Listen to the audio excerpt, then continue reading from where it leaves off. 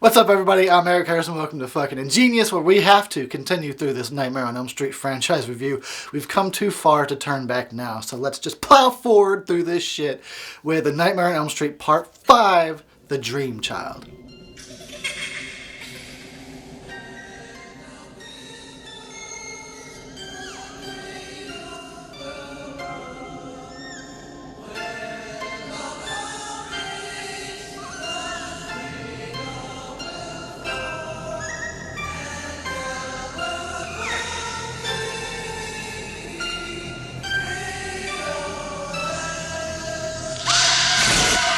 Freddy delivers. A Nightmare on Elm Street Part 5, The Dream Child.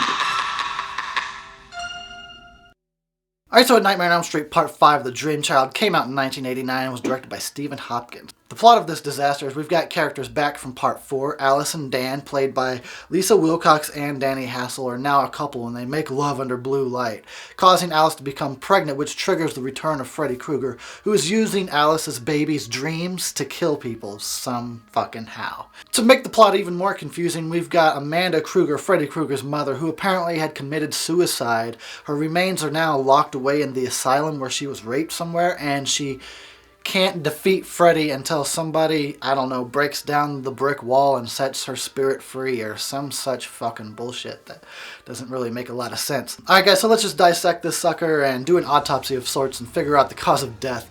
Now when I was growing up, I would watch this movie and something just felt off. Something always felt wrong. I always had this feeling like this movie didn't quite fit in with the rest of the series, but I couldn't figure out why. It got under my skin because what was it about this movie that felt so wrong?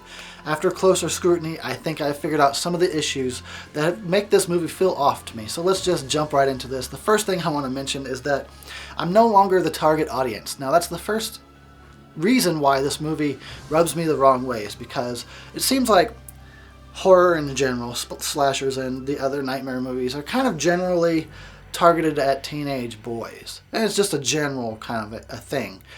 But I did always felt like the target audience until now with The Dream Child. They switched gears and it seems like the target audience became young women, probably late teens, early 20s female audience demographic. So the movie is called The Dream Child, and it seems to be all about women's issues and female subject matter. We've got, motherhood, pregnancy, abortion, self-image issues, anorexia, bulimia. All these kind of women's issues are brought to the forefront in The Dream Child. And that's not to say that's a bad thing necessarily, but it makes me feel left out. And I think they kind of had an idea that it was kind of it was overloaded maybe with these things. And so like, we need to throw the guys a bone. We need to give the guys something to watch. So they just like kind of shoehorned in some stuff like, what do guys like? Guys like skateboards. Okay, yeah, we'll put a scene in there with Freddy riding a skateboard. They like comic books. We'll put a comic book sequence in there. Oh, guys like motorcycles. We'll put a motorcycle sequence in there. But aside from that, this movie is aimed at a female audience, which, like I said, seems like a change of gears because up until now, it was like a, young males kind of demographic. And again, that's not to say it's such a bad thing, but it's kind of reminiscent of Freddy's Revenge, in which, being gay is not a bad thing, but having that be the subject matter of Nightmare on Elm Street Part 2 maybe just wasn't the best fit, and this, I think, is kind of the same situation. It's not like the subject matter is bad, it shouldn't be, explored, but A Nightmare on Elm Street maybe is not the best place to do that. Then the other thing that I kind of realized this time around is why this movie feels so off to me is that there are some key familiar locations that are absolutely missing in The Dream Child. We do not ever see the Elm Street house, inside or out. And we never see Freddy's boiler room. Instead, what we get as a replacement is we get to see the asylum where Amanda Krueger was raped and Freddy was ultimately conceived. Now, they don't quite clarify whether it's supposed to be a part of Weston Hills, because that's what they said in Part 3, is that this incident happened in a part of Weston Hills that afterwards they had closed down. In The Dream Child, they never mentioned that, they never clarify that. But that's one of our locations that replaces the Elm Street houses. Now we get this asylum that's lit with this golden light at all times. The other location that now is like a church. We get the church location that replaces Freddy Krueger's his boiler room. So that's like a major change of like a lot of the fundamental principles of a Nightmare on Elm Street movie.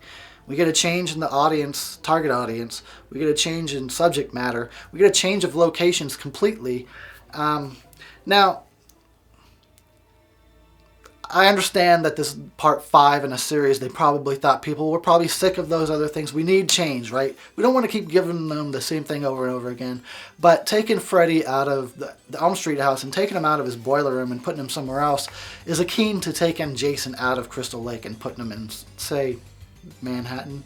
It just doesn't quite work. And I had no problem. I like those locations. That's when I see like that boiler room with the nice red lighting and stuff, like in my mind, like bam, puts me right in the movie. I'm there.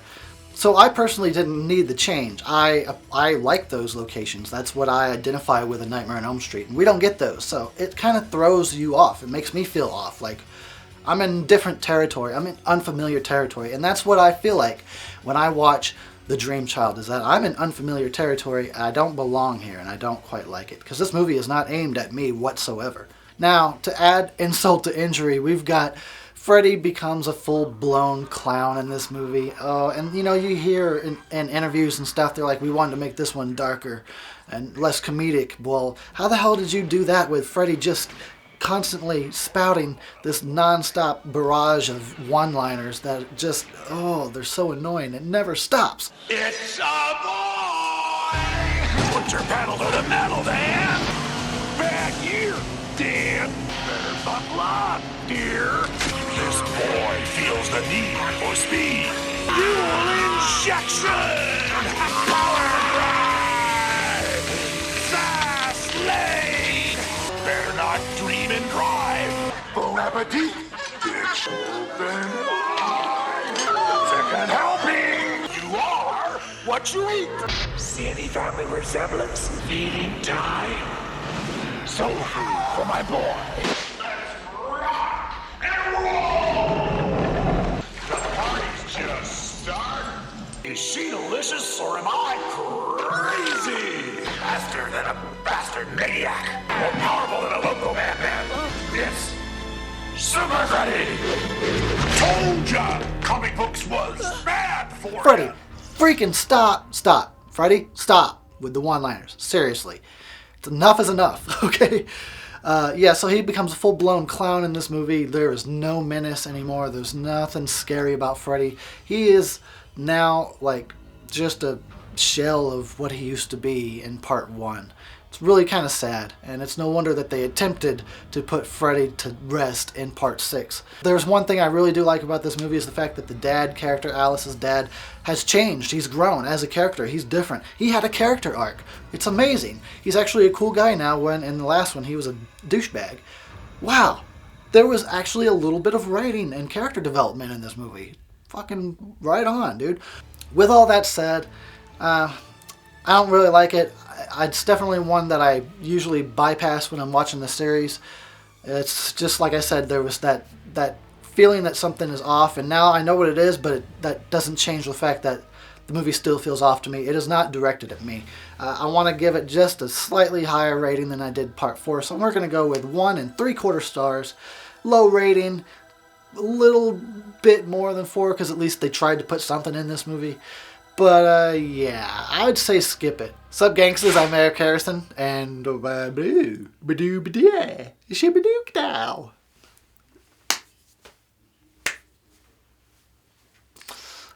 I got my own language. I know my own language, okay? I can speak my own language. Snagadagua. That means fuck you in your hole. Wow. F***ing ingenious.